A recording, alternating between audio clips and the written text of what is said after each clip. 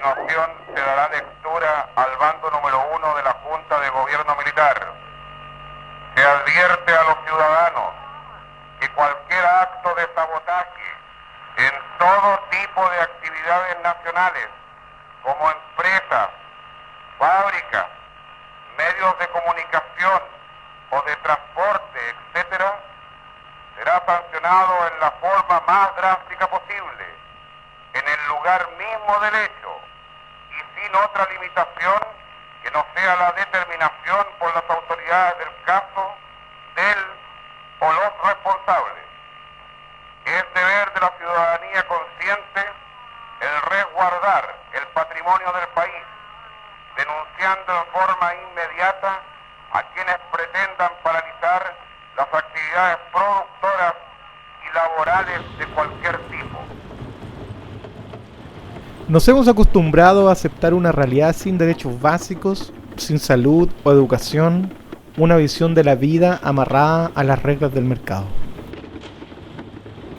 Una vida inimaginable para el gobierno de Salvador Allende, un proyecto truncado por el golpe militar del 11 de septiembre de 1973. Ese día, Isidro García, miembro del GAP, Grupo de Amigos Personales, la escolta de Allende, estuvo ahí, combatió, sobrevivió, defendió la voluntad del pueblo. Esto fue a mediados del 72, cuando se va el MIR. Ya había muchos problemas con el MIR, porque el MIR era un movimiento que no estaba de acuerdo con la política del presidente. Entonces no podían ser ellos parte de la seguridad del presidente. Entonces se van y en ese momento el Partido Socialista toma en mano la seguridad, ¿ya? ¿Y qué hace el partido? Empieza a hacer venir jóvenes de todas partes de Chile, de todos los lugares, universidades, campos, de todo. Ahí nos revolvíamos todos los jóvenes de todos los medios, estudiantes, en fin. Y todos llegábamos a Cañaveral. En Cañaveral, una pequeña escuela donde se nos preparaba, preparaciones básicas, pero sobre todo cómo proteger una persona, el dirigente que era el presidente Allende. No daré un paso atrás y que lo sepan. Dejaré la moneda cuando cumpla el mandato que el pueblo me diera. Nos decían, mira, el partido está teniendo necesidad de compañeros para rearmar el dispositivo de seguridad del presidente Allende. Entonces, si aquí hay compañeros que desean hacer parte, y bueno, y aparte de eso se elegían los compañeros que sobresalían un poquito en cada lugar. Y es así como llegábamos 15, 20 compañeros a Cañaveral, pero de esos 15, 20, a veces quedaban 2, a veces 3, a veces ninguno, ¿ya?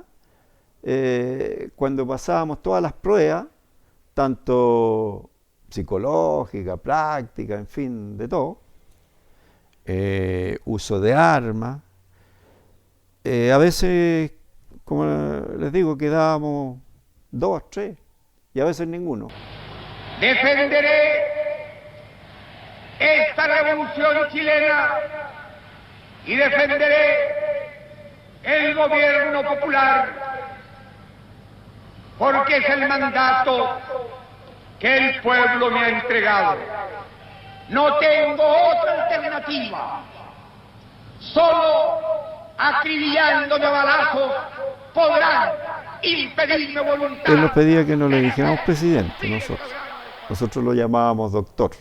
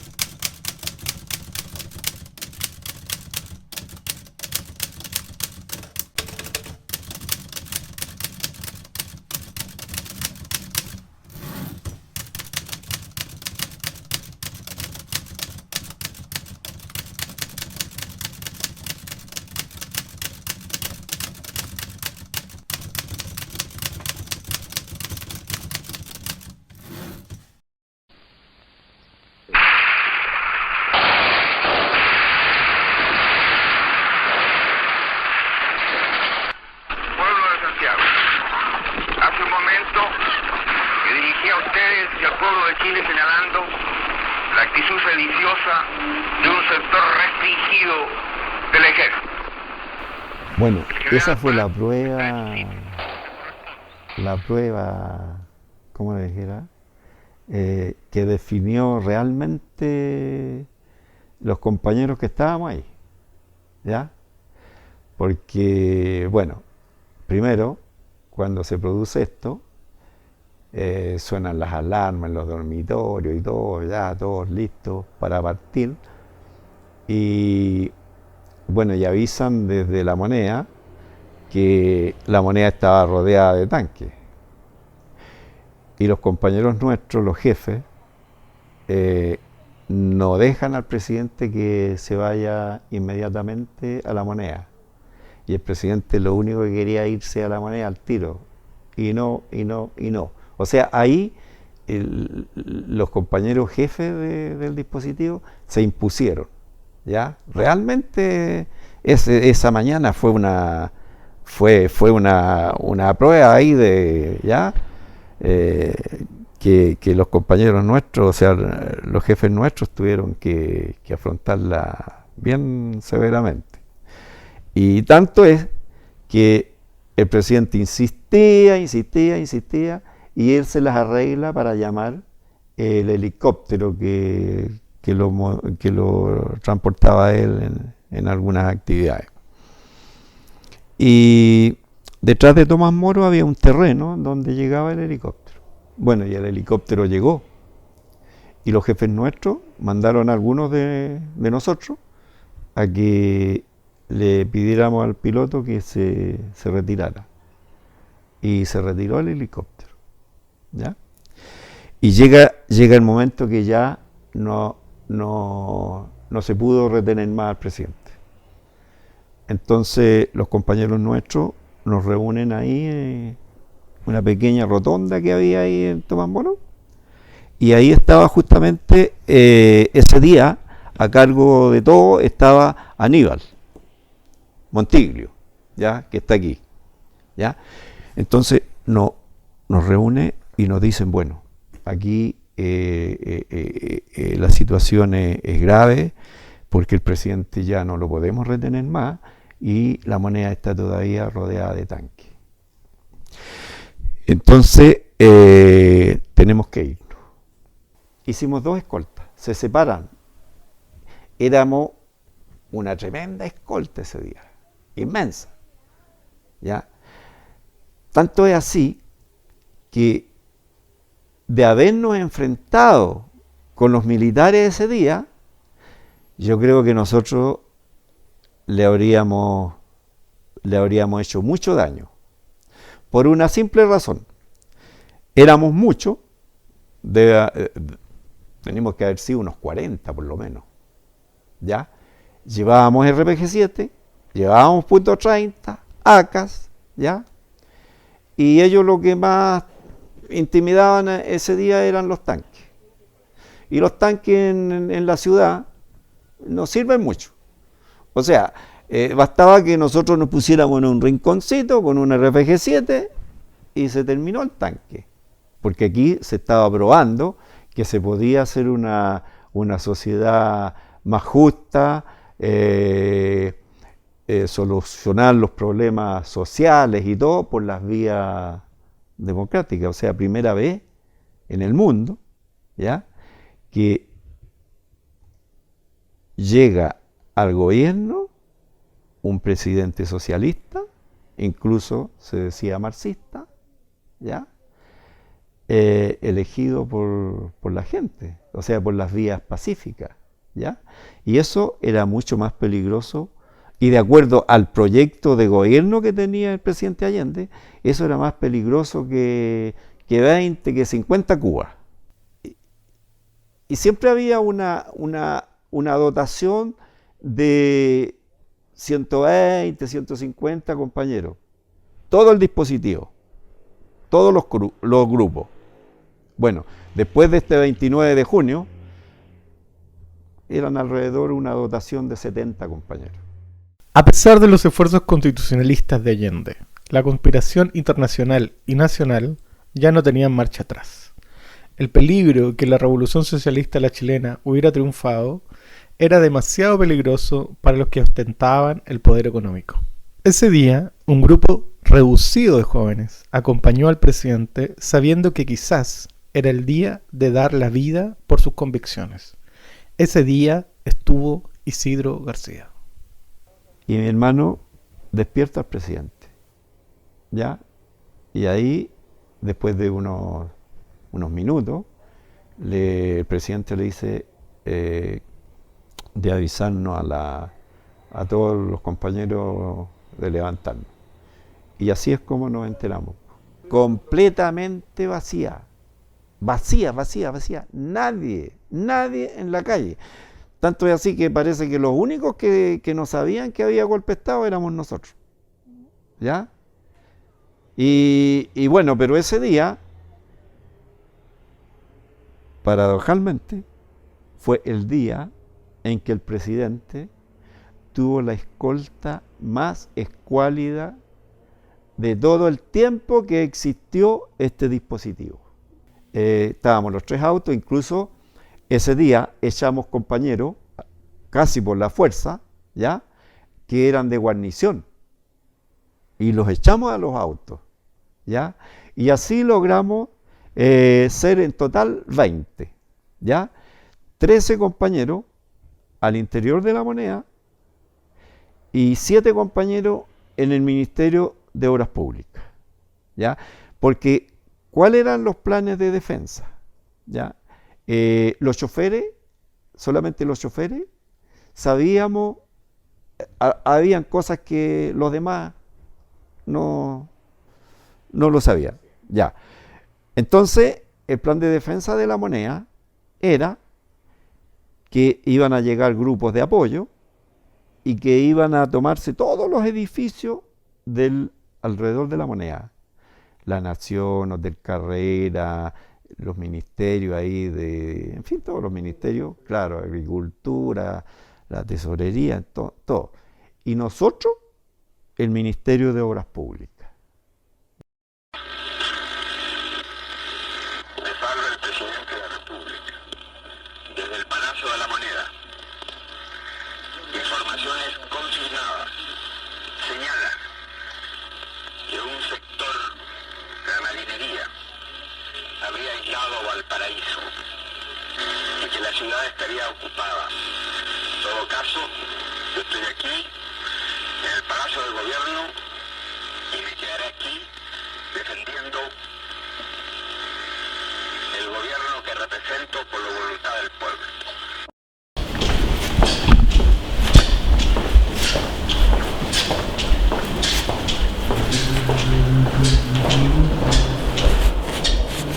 Sabíamos nosotros que el presidente no se iba a rendir, eso estaba ya, todos estábamos claros y todos teníamos ya nuestra determinación también hecha, ¿ya? Y bueno, y de los compañeros que vamos al Ministerio de Obras Públicas, 7, ¿ya? Estaba ahí con nosotros el instructor de armas, de todo, de Cañaveral. Bueno, nosotros nos sentimos, estamos bien apoyados, estamos con el profe. Pero resulta que el profe se le mojaron los pantalones, po. A él y a otro compañero. A dos. Se fueron ahí a un rincón y no quisieron saber nada más. Empezó por ahí por las 9. Empezó una balacera, pero... ¿El primer fuego fue de parte de los militares? Por supuesto. Una balacera, pero insoportable, ¿ah? Y de ahí nosotros vemos que empiezan a avanzar los militares por allá por la Plaza Bulnes, ¿ya? Y nosotros no queríamos disparar.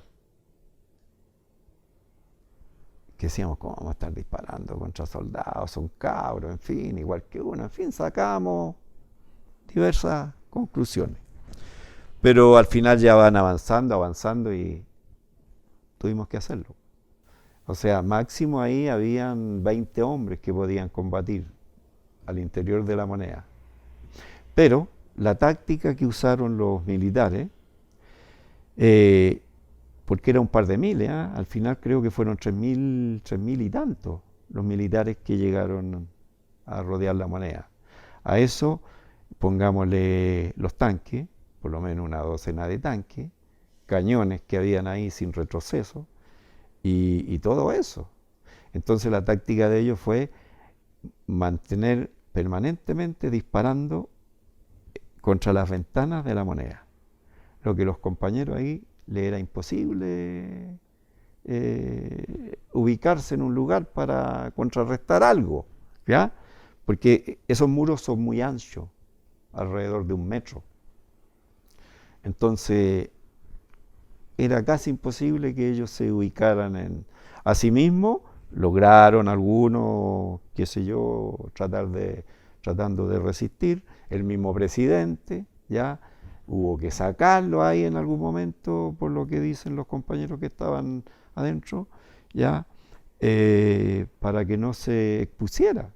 Y siempre mantuvieron hasta por muchos años, que ahí prácticamente había un ejército, ¿ya? Resistiendo desde el Ministerio de Obras Públicas, ¿ya?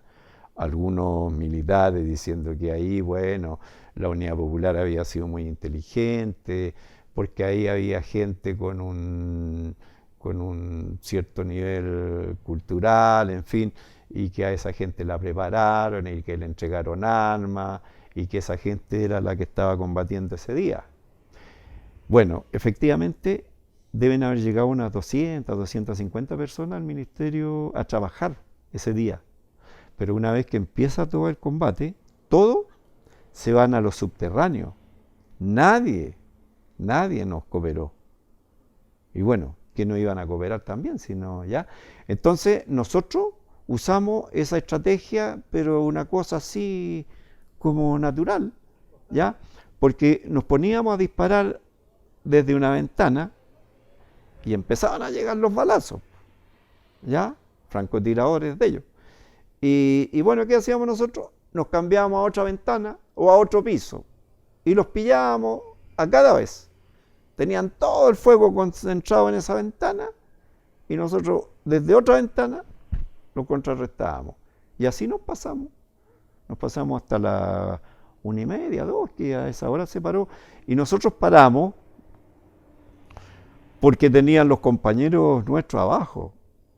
Allende, tras el bombardeo y el aislamiento en el que se encontraba, ordena la rendición de sus compañeros, no reconociendo la derrota o el fracaso de la resistencia, sino para evitar el martirio de sus compañeros por parte de las Fuerzas Armadas que ese día protegían los intereses económicos y políticos de una minoría. Allende no se rinde, no deja el lugar que el pueblo le confió, no le falla. El compañero presidente paga con su vida la lealtad del pueblo, como lo había dicho.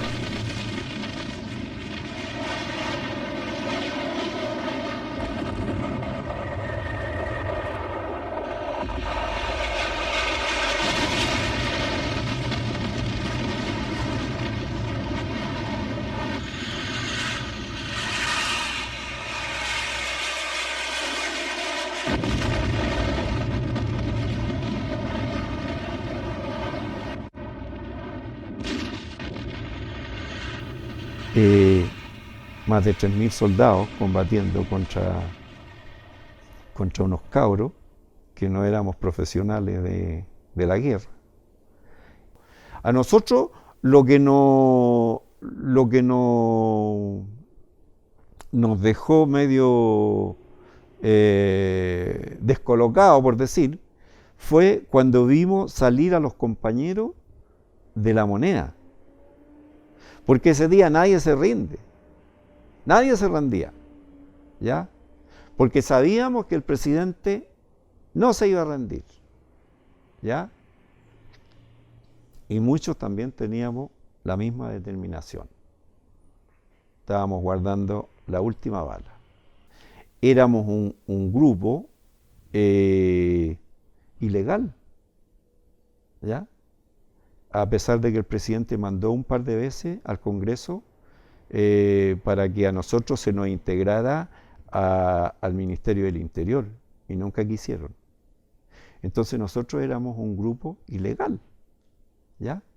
Y ese día, este grupo ilegal, que éramos 20 personas, ¿ya? Estuvimos, ni más ni menos, defendiendo el símbolo de la democracia, Palacio de la Moneda, defendiendo al presidente de la República de Chile, elegido democráticamente, ¿ya? Constitucionalmente, por el sufragio universal, ¿ya? Y defendiendo la Constitución de Chile, ¿ya? Que nosotros nunca habíamos jurado defenderla, ¿ya? Contra los que habían jurado, contra los que tenían que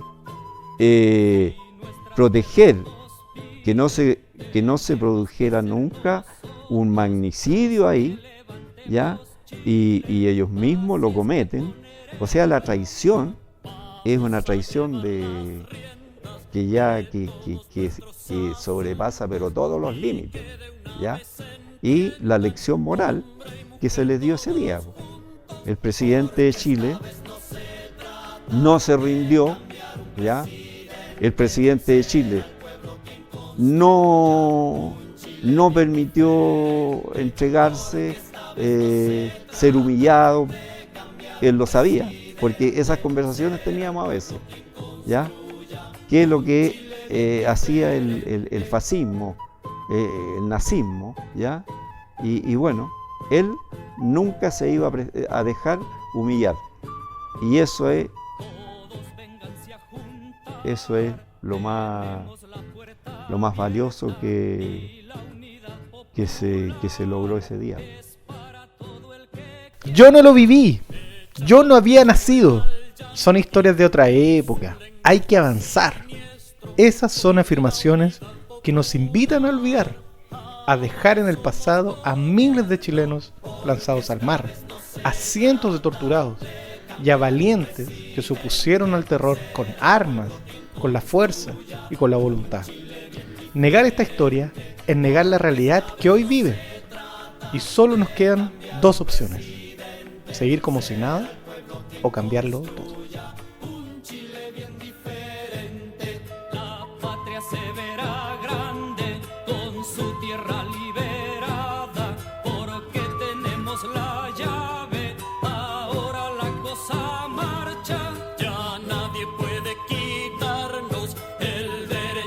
Ser libres y como seres humanos